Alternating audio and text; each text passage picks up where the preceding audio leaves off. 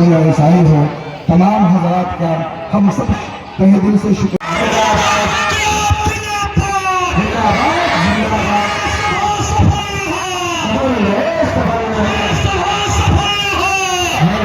कलम जब भी उठाया मुल्क को जीशान लिखा है, सितम सहकर भी हमने प्यार का उन्वान लिखा है। हमें नफरत भरी नजरों से देखने वालों, हमारे दिल में झांको सिर्फ हिंदुस्तान लिखा है। दो बदन एक जान कहते हैं, अब मिलजुल के जो बैठे हैं यहाँ, हम इसी को हिंदुस्तान कहते हैं। अभी हम मौजूद हैं खिरमा के असराहा गांव में और मदरसा का यह ग्राउंड है जहां तहफ्फुज़े कॉन्फ्रेंस का इंतखाब किया गया था। उसके बाद ये तमाम समाज के लोग, तमाम संगठनों के लोग, तमाम पार्टियों के लोग जो एंटी बीजेपी है, जो इस वक्फ कानून के खिलाफ है, वो तमाम लोग इस मदरसा के कैंपस में आए हुए थे। और तहफ्फुज़े कॉन्फ्रेंस के माध्यम से आए हुए वक्ताओं के माध्यम से जिन लोगों ने क्या कुछ मैसेज दिया और आने वाले प्रोग्रामों का शेड्यूल बताते हुए यहाँ पर तमाम हजारों की तादाद में, वो महिलाएं हो, बच्चे हो, बूढ़े हो, जवान हो, जो हम आपको आगे वीडियो में दिखा रहे हैं, लगातार वक्फ बिल अमेंडमेंट जो आया है 2025, उसके खिलाफ लगातार मुस्लिम संगठन छोटे छोटे नुक्कड़ सभा के माध्यम से या छोटी छोटी प्रेस कॉन्फ्रेंस के माध्यम से, संवाद कार्यक्रम के माध्यम से विरोध प्रकट कर रही है। उसी कड़ी में आज ये कुछ युवा हमारे साथ मौजूद है और जानने और समझने की कोशिश करते हैं कि ये तहफ्फुज़े कॉन्फ्रेंस के माध्यम से क्या कुछ मैसेज देना चाह रहे हैं, क्या जानकारी देना चाह रहे हैं, क्या नाम हुआ और ये जो आप विरोध कर रहे हैं आज ये मदरसा के कैंपस में, क्या मकसद है इसका तहफ्फुज़े कॉन्फ्रेंस का? जी, मेरा नाम मोहम्मद इनायतुल्लाह हुआ। मैं कांग्रेस सेवा दल का पूर्व मीडिया प्रभारी भी हूं अपने केवटी प्रखंड का। और जैसा कि संविधान बचाओ, वक्फ बचाओ, आइन बचाओ के तहत आज असराहा के कनीजिया फील्ड में, ग्राउंड में, और ये प्रोग्राम ऑर्गेनाइज किया गया था नजर आलम भाई के द्वारा। और ये सरकार को बताने के लिए कि जो जबरदस्ती आप आए दिन अल्पसंख्यक के खिलाफ एक कानून ला रहे हैं, और इस कानून के खिलाफ हैं हम लोग, और इस कानून के खिलाफ हम लोग विरोध कर रहे हैं। कल दरभंगा के पोलो मैदान में भी है, और हम सभी लोगों से, आपके चैनल के माध्यम से जितने लोग दर्शक देख रहे हैं, हम सभी को कहेंगे कि भारी से भारी तादाद में आकर इस वक्फ बिल के खिलाफ, संविधान बचाओ देश बचाओ के खिलाफ अपनी आवाज बुलंद रखें और घर से बाहर आकर इसका एहतजाज करें। और हम लोगों को इसके खिलाफ जो भी कोई कदम उठानी पड़ेगी वो हम संविधान में रहकर और इसके खिलाफ एहतजाज करेंगे। क्या नाम हुआ और एक युवा होने के नाते क्या लगता है ये जो कानून आया है, अमेंडमेंट हुआ है, इसमें आप लोगों को क्या नाराजगी है? मेरा नाम मोहम्मद फैजुर रहमान हुआ। मुसलमान को ये जो काला कानून आया है, मुसलमान को किसी भी तरीका से ये कानून मंजूर नहीं है। सरकार जो ये कानून बनाए हैं, ये कानून जो जबरदस्ती मुसलमानों के ऊपर लाया गया है, ये कानून किसी भी शर्त पे मुसलमान को मंजूर नहीं है। हमारी दरखास्त यही है कि ये कानून सरकार अपना वापस ले किसी भी तरीके से। इसके लिए देखिए, लगातार ये जो युवा मुसलमान है, खास करके जो अभी लोगों के बीच में धार्मिक या मैसेज की जानकारी कह दीजिए या ये काबिल कबूल ये बिल नहीं है इन तमाम लोगों की, इसी वजह से ये तमाम लोग जो है विरोध प्रकट कर रहे हैं, अपना विरोध प्रदर्शन कर रहे हैं।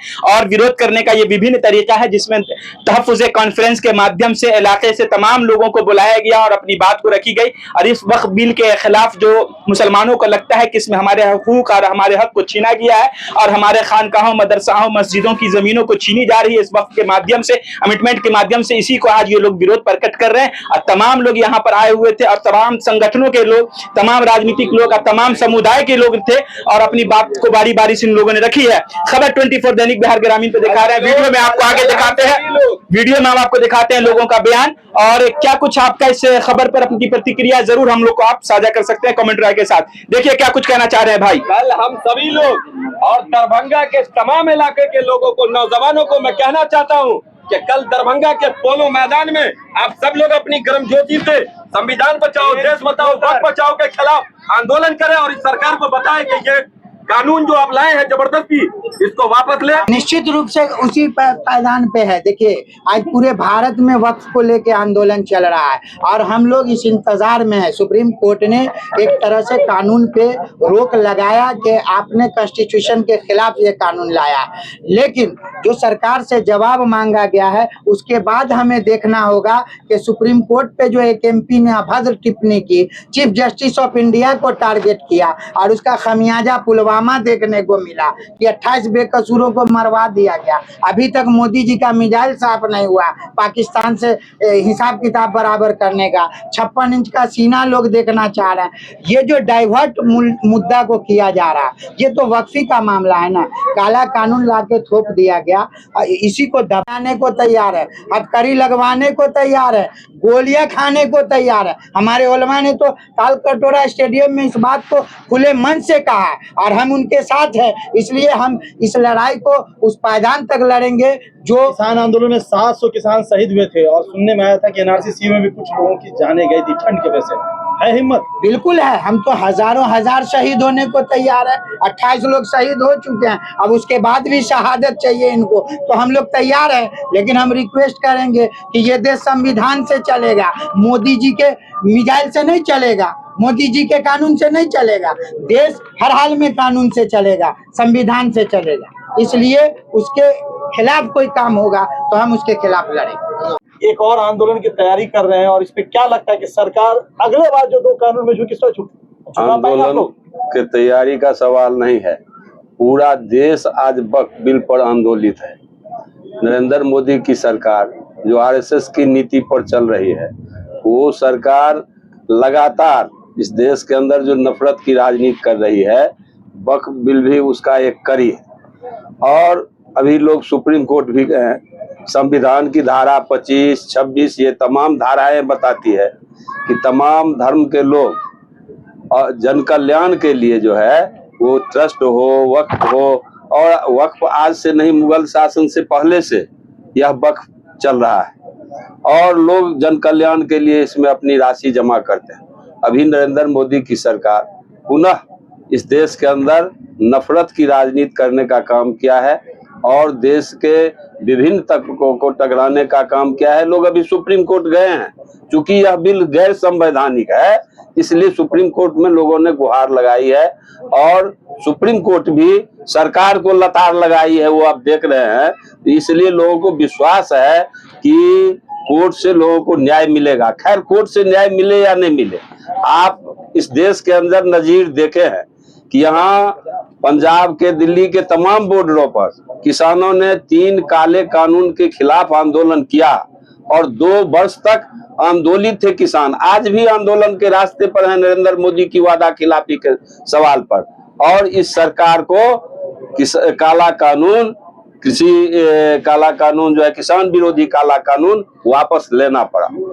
और इसी तरह आप यह वक्फ बिल का सवाल, अब देश की जनता जो है, चाहे वो अल्पसंख्यक हो या इस देश के अंदर जो संविधान की रक्षा चाहते हैं, इस देश के अंदर जो जनतंत्र की रक्षा चाहते हैं, इस देश की गंगा जमुनी तरजीह की जो रक्षा चाहते हैं, निश्चित रूप से वक्फ बिल के सवाल पर अल्पसंख्यक ही नहीं, उन तमाम दलित और अन्य तबके के लोग भी आज इस सरकार के खिलाफ उनका सेंटीमेंट है। और इसलिए सुप्रीम कोर्ट से न्याय मिले या नहीं मिले, आंदोलन से निश्चित रूप से बीजेपी सरकार को पीछे हटना पड़ेगा, झुकना पड़ेगा। इस वक्त बिल को किसान विरोधी काला कानून की तरह सरकार को वापस लेना पड़ेगा। ये जो है हम समझते हैं कि कानून के भी खिलाफ है, मानवता के भी खिलाफ है। इस तरह की शर्त लगाना, इस तरह का क्राइटेरिया का कंडीशन लगाना, ये जो है संविधान के विरुद्ध है। इसलिए कि हम अपनी चीज अपनी इच्छा से, अपनी ख्वाहिश से, हिंदू भी हो चाहे मुसलमान हो चाहे जैन हो, अगर अपने पुण्य के लिए, अपने सवाब के लिए हम दान करते हैं, गरीबों के लिए, फलाही काम के लिए, वेलफेयर काम के लिए, तो आप उस पर बैंड लगाने वाले कौन होते हैं? प्रॉपर्टी हमारी है और हम दान करते हैं तो कहते हैं कि आप 5 साल तक उस धर्म से ताल्लुक रखते हुए। हमारे यहाँ ये परंपरा तो जो अतीत में, माजी में रही नहीं है, सरकार क्यों ला रही है? इसलिए ये सही नहीं है। देखिए, देश में एक ऐसी सरकार 2014 में बनी जो इस देश में सबसे ज्यादा यदि किसी के सेंटिमेंट से खिलवाड़ करी तो वो युवा था, क्योंकि उनका जो सबसे पॉपुलर नारा था वो था, बहुत हुई बेरोजगारी की मार अब की बार मोदी सरकार। और देश के भीतर जो बेरोजगारी का आलम है वो पिछले 50 साल में सबसे ज्यादा बड़े लेवल पर पहुंच गया है। देश को सबसे ज्यादा सरकारी नौकरी देने वाली संस्था रेलवे आज बिक जा रहा है। देश को सबसे ज्यादा रोजगार देने वाला भेल, सेल, BSNL तमाम जो सरकारी संसाधन हैं वो देश के बिक रहे हैं। और इस पर चूंकि युवा सवाल ना करे, इस पर देश का जो बुद्धिजीवी वर्ग है या समाज जो समझ रहा है वो सवाल ना करे, इसलिए लगातार इस देश के भीतर लगातार बीच बीच में सांप्रदायिक उन्माद फैलाने के लिए ऐसे ऐसे कानून बनाए जाते हैं जिससे देश का जो हिंदू मुस्लिम है वो कहीं ना कहीं बढ़ जाए और वो अपना जो एजेंडा चलाना चाहते हैं देश में वो चलता है।